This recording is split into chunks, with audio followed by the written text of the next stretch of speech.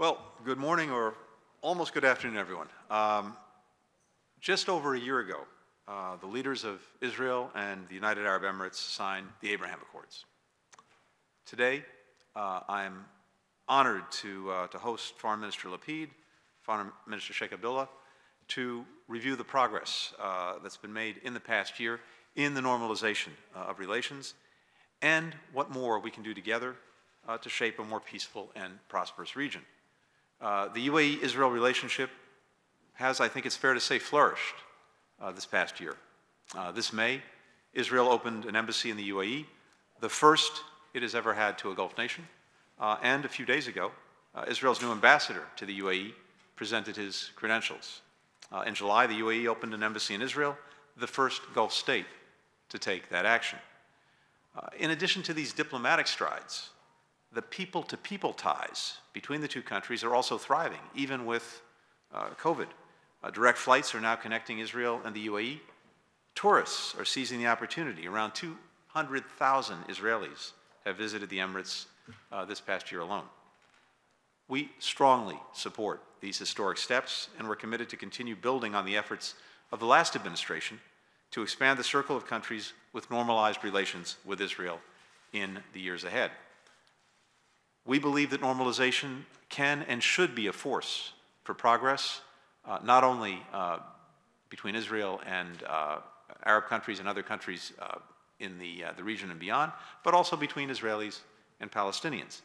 As President Biden has said, Israelis and Palestinians equally deserve to live safely and securely and to enjoy equal measures of freedom, prosperity, democracy.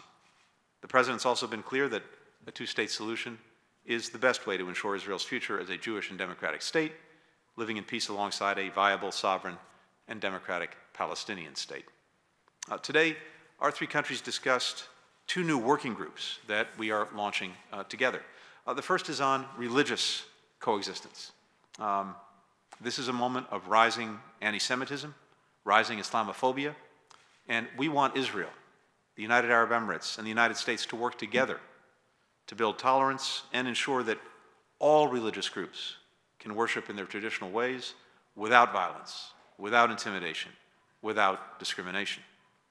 The second working group is on water and energy, critical issues for our countries in the face of the climate crisis, and places where the United States, Israel, and the UAE can be, in a sense, greater than the sum of our parts to the benefit of our people, the region, and even the world.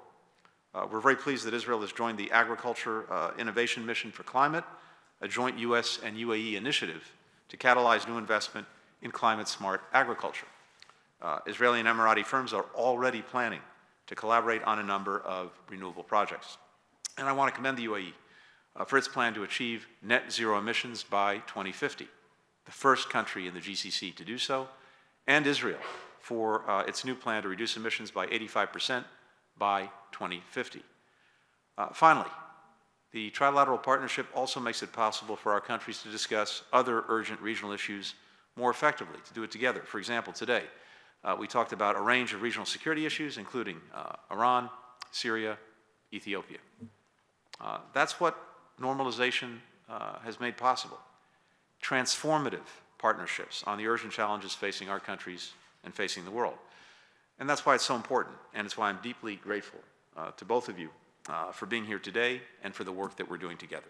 So thank you very much, and with that, Yair. Thank you, Secretary of State Blinken, Your Highness Sheikh Abdullah bin Zayed, friends.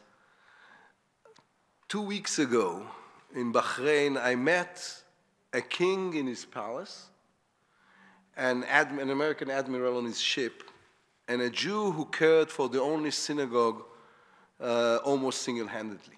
And they all said the same thing. They said, no one believed the things happening here are possible. And they were wrong. The things that are happening exactly because people believed. Because today there are leaders in the Middle East who believe we can change history together.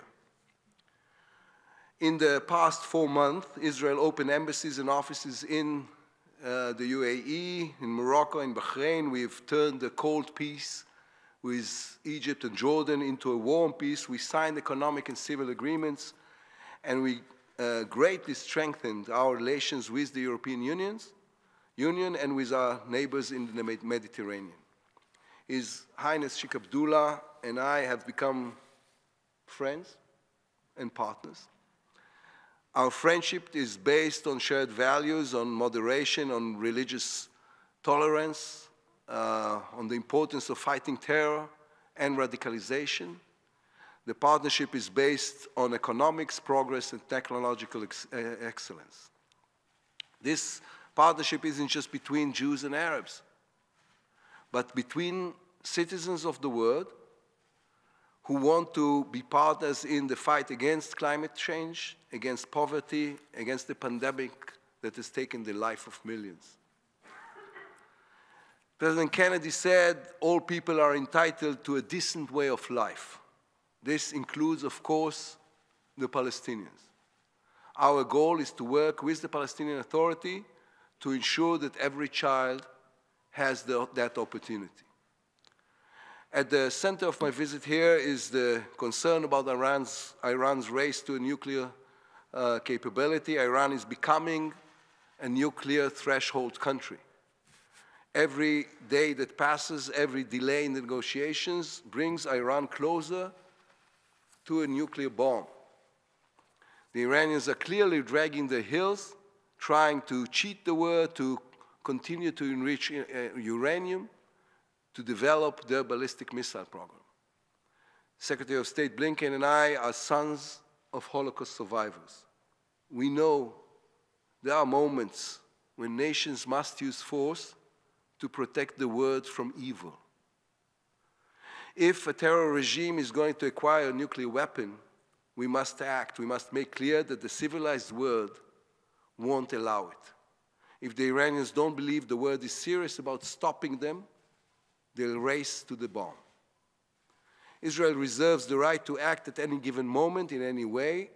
That is not only our right, it is also our responsibility. Iran has publicly stated it wants to wipe us out.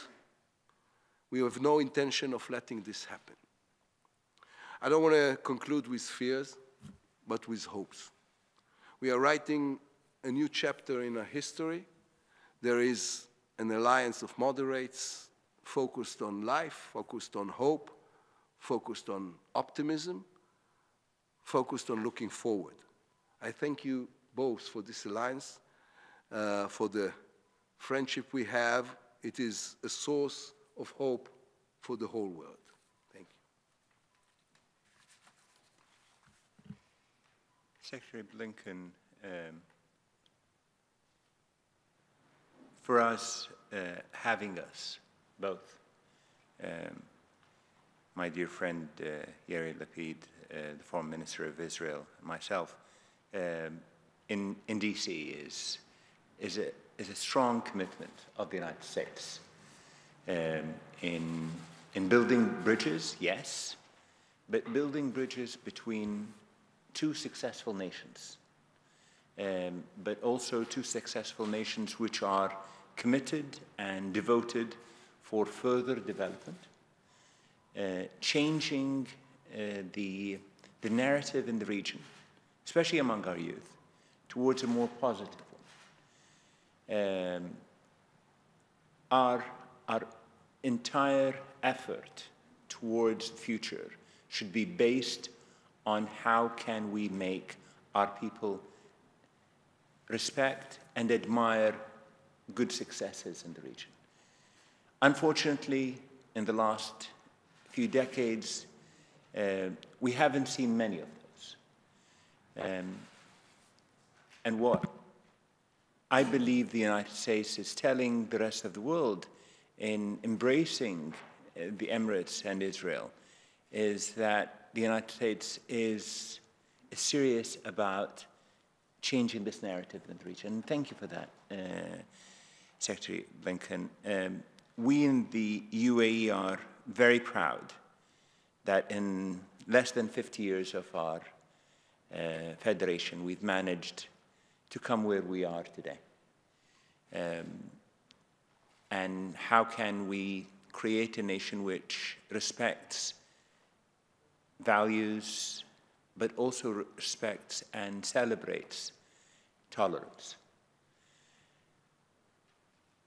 I'm sure that this would have a further effect in the region, and I'm sure that the more of a successful UAE-Israeli relationship there'll be, that would not only encourage the region, but also encourage the Israeli people and the Palestinian people, that this path works, this path is worth not only investing in, but also taking the risk.